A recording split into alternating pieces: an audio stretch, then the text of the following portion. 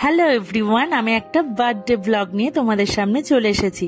আজকে হলো বাবার বার্থডে, মানে আমার শ্বশুর মশাইয়ের। তো সকালবেলা আমি স্নান করে পুজো দিয়ে, বাবার নামে পুজো দিয়ে, তার প্রসাদ নিয়ে চলে এসেছি ঠাকুরের কাছ থেকে। এসে রান্না বসিয়েছি। তো এই যে এত রকমের ভাজা করব, বাবা ভাজাটা খেতে বেশি পছন্দ করে, কারণ তরকারি বেশি খেতে পছন্দ করে না। যার যেটা পছন্দ, বাবার পছন্দ মতোই আজকে সবকিছু রান্না করব। বাবার বার্থডেটা যদিও বিয়ের পর আমি ফার্স্ট চালু করেছিলাম, বাবার ইচ্ছে অনেক দিনের ছিল, কিন্তু আমি শুরু করেছিলাম যে বাবার জন্মদিন, জীবনে কোনো শখই পূরণ না হোক, এটা তো জীবন না, জীবনে ছোট ছোট আনন্দ, ছোট ছোট শখগুলোকে পূরণ করে নিতে হয়। তাই সকালে পায়েস এটা ওটা রান্না সেরে এই যে কেকটা নিয়ে বসে পড়েছি। এই কেকটা আমার হাজবেন্ড আর ছেলে দুজনে মিলে নিয়ে এসেছিলাম, আমি তখন রান্না করছিলাম।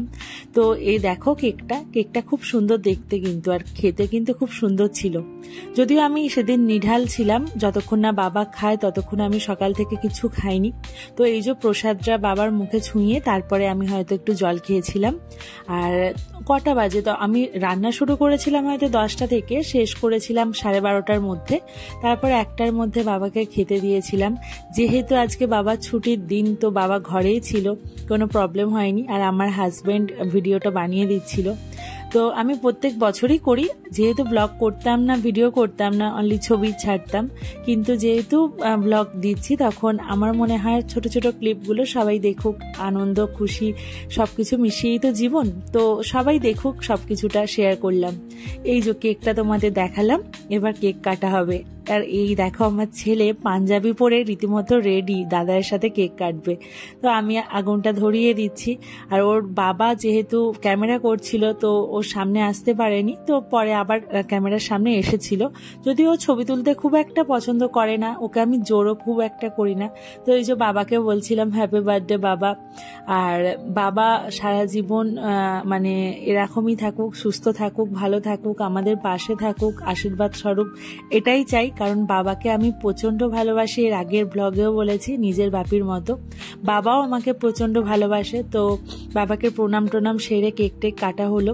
এই যে আমার হাজবেন্ড অনেক বলাতে এসেছে, এসে বাবাকে কেক টেক খাওয়াচ্ছে, আর আমি ক্যামেরাটা ধরছি তখন। তো ছেলে তো ও কাউকে খাওয়াতে হবে না, ও কেক খেতে ভালোবাসে, ও নিজেই খাবে। তো এই দেখো ও কেক খাওয়ার ভিডিও একটা ছোট্ট নিয়েছি, তো দেখলে তোমরা হাসবে হয়তো। তো দেখো ও কিরকম ভাবে কেকটা খাবে খালি, আর আমরা দেখে সবাই হাসাহাসি করছিলাম এটাই, যে সত্যি ও কেকটা এতটাই খেতে ভালোবাসে যে ওর আর কিছু লাগবে না, ও কাউকে কেক খাওয়াবে না খাওয়াবে ওর কোনো ব্যাপার না, ও নিজেই কেক নেবে খাবে। তো এই যে দাদার কোলে বসে বসে কেক খাচ্ছে, আর আমি আমার হাজবেন্ড, আমার শ্বশুর মশাই মানে বাবা, সবাই মিলে হাসছি। আর এই যে রান্নাঘরে আমি তখন প্রিপারেশন নিচ্ছিলাম বাবাকে খাবার দেব। তো আমার হাজবেন্ড দেখলাম ক্যামেরা নিয়ে এসছে, তো আমি তখন সাজিয়ে রেখেছিলাম জাস্ট আমি দেব বলে। তো ক্যামেরা এনেছে, আমি বললাম তাহলে একবার দেখিয়েই দাও কি কি রান্না করেছি। তো ও ক্যামেরায় দেখিয়ে দিল সবকিছু মোটামুটি। এই মাছ টাছের আয়োজন যেরকম প্রত্যেকবারে করি, এবারেও করেছি। হয়তো খুব 27 রকমের রান্না আমি করেছি, অন্যবারে হয়তো আরো বেশি করি, কিন্তু এবছর পারলাম না, কারণ এবছর সময়টা একটু কম ছিল। আর যেহেতু গরমটা প্রচুর পড়েছে, গরমেই আমাদের মানে যত কাজ, আমার অ্যানিভার্সারি থেকে শুরু করে আমার ছেলের বার্থডে, আমার বার্থডে, সবকিছু গরমে। তো যাই হোক, গরমকে উপেক্ষা করেও সবকিছু করতে হবে। বাবাকে প্রচুর ভালোবাসি, আর আমি চাই না বাবা যত দিন থাকবে, আমি চেষ্টা করব তত দিন এরকম ভাবেই জন্মদিনটা সেলিব্রেট করার, আমরা একসাথে হাসি খুশি ভাবে এইভাবেই আনন্দ করে কাটাতে চাই বাবার সাথে। তো বাবার একটুখানি হাসি, একটুখানি আনন্দ, এটাই তো আমাদের জীবনের সবকিছু, তাই না? যে মানুষটা মাথার ওপরে বটগাছের মতো রয়েছে, তার একটু আনন্দের জন্যই তো আমরা সন্তানরা সবকিছু করতে পারি। তো এটুকু কেনই বা করব না? তো বৌমা কম, মেয়ে বেশিই ভাবে বাবা, কারণ সেই কবে 17 বছর থেকে আমি এখানে এসেছি। তো আজকে 10টা বছর দেখতে দেখতে হয়েই গেল যে আমি এই বাড়িতে রয়েছি। তো একইভাবে প্রত্যেক বছর করি, এবছরও করলাম।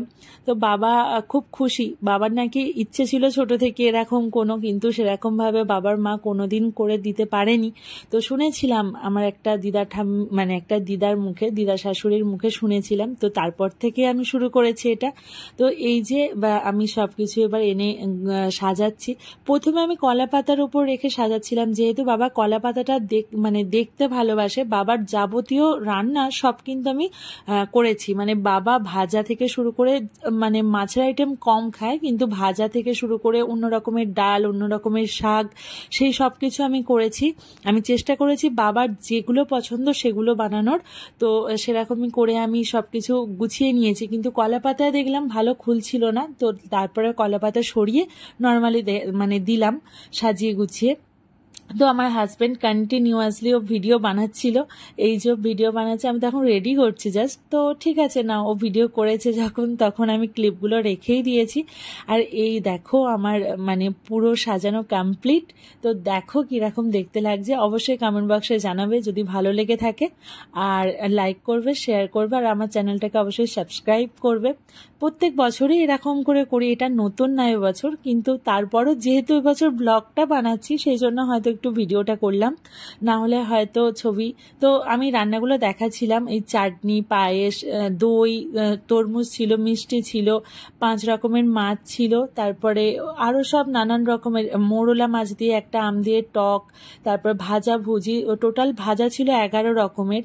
এক ধরনের শাক করেছিলাম পুঁই শাক দিয়ে, যেটা বাবা ভালোবাসে, নারকেল দিয়ে। আমি রেসিপিটা অবশ্যই শেয়ার করব। আর একটা ডাল করেছিলাম, মসুর ডাল চাপ চাপ করে নারকেল দিয়ে। তো শুক্তো করেছি অ্যাজ ইউজুয়াল যেটা করি। তো ডাব রেখেছি, মানে এভরিথিং যেটা বাবা পছন্দ করে। তো সব রকম 11 রকমের ভাজা সহ সব রকম মিলিয়ে টোটাল 27 রকমের আইটেম ছিল। তো বাবার সামনে আমি প্রদীপ জ্বালিয়ে দিলাম, যে বাবার কাছে বসে একটু জাস্ট ক্যামেরায় মানে ভিডিও এসব করছিলাম আর কি, নর্মালি যেরকম করি। এগুলো স্মৃতিস্বরূপ থেকেই যায় জীবনের পাতায়, কখনো কখনো ইচ্ছে গেলে দেখি। তো বাবাকে ফার্স্ট আমি পায়েসটা খাইয়ে তারপরে আমি বাবাকে বললাম খাওয়াটা স্টার্ট করবেন। তো পায়েসটা খাইয়ে আমি জিজ্ঞেস করছিলাম, যেহেতু সুগার, তো আমি একদম মিষ্টি কম দিয়েই করি। তো জিজ্ঞেস করছিলাম যে মিষ্টি হয়েছে, বাবা বলছে হ্যাঁ হয়েছে। তো আমি একটু মিষ্টি কম দিয়েই করেছিলাম, ওই জন্য আমি জিজ্ঞেস করলাম। আর এই ছেলে বসেছে, অনেক কষ্টে ধরে বেঁধে ওকে বসানো গেছে, ও দাদার পাশে বসে একটা জাস্ট ক্লিপ নিলাম ওর জন্য। তো এই একটা ছোট্ট ব্লগ কেমন লাগলো অবশ্যই।